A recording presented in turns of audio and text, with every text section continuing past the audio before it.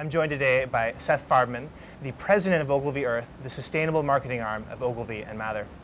Thanks for joining us. Yeah, of course, David. Good to see you. It's good to see you too. Seth, can you tell me why you decided to get into sustainability marketing? Yeah, well, because the need was there. I think that's one of the big messages of whether it's a cup. And when did you start getting in? It's been about 5 years ago. Okay. And I'll tell you the story. When I first came to Ogilvy and Mather, I started looking at all of our multinational clients.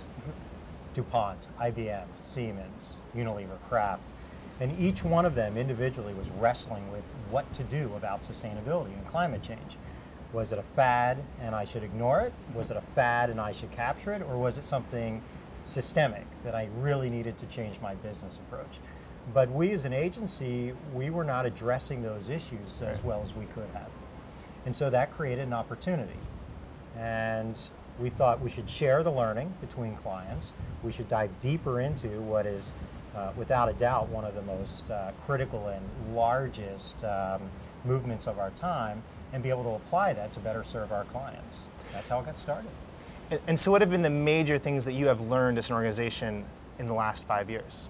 Well, we've watched a fairly significant shift in attitude from sustainability as only reducing one's footprint to an issue that actually builds corporate reputation, that creates a deeper bond with customers, that creates opportunity to create new products and services, and to create a healthier enterprise for a lot of our clients.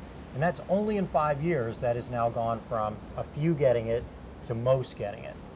And we're fortunate many of our clients are leaders in their industry, and they recognize that to be a leader, you have to address sustainability across the entire organization.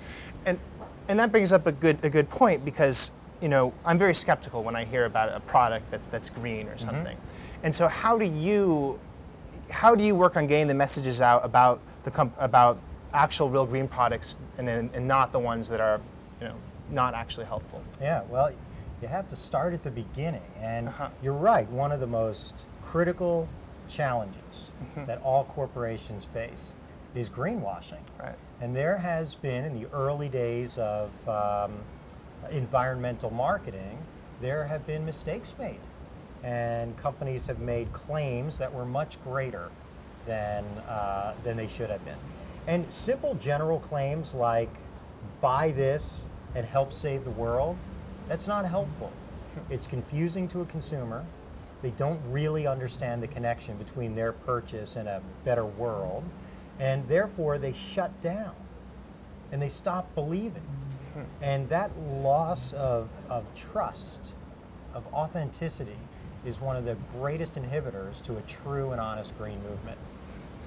So what's the answer? You start at the truth, and I'll use PlantBottle as an example. We helped Coke. I was very PlantBottle. skeptical of that PlantBottle when I heard about it. Yes, because you know that the Coca-Cola company relies on plastics. Right. You know that in order for them to be successful, they have to be able to ship their product, bottle their product, in a lightweight, unbreakable package, and that's plastic. So rather than launch PlantBottle and say, the bottle that's going to save the world, instead we simply tell people what it is. It's 30% plant-based, and this is the good news, it's non-food. This is a byproduct in the processing of molasses. So it's only 30%. We could have said plant-based and let people look at the fine print, but instead 30% plant-based, 100% recyclable. And the point is that it's about progress, not perfection.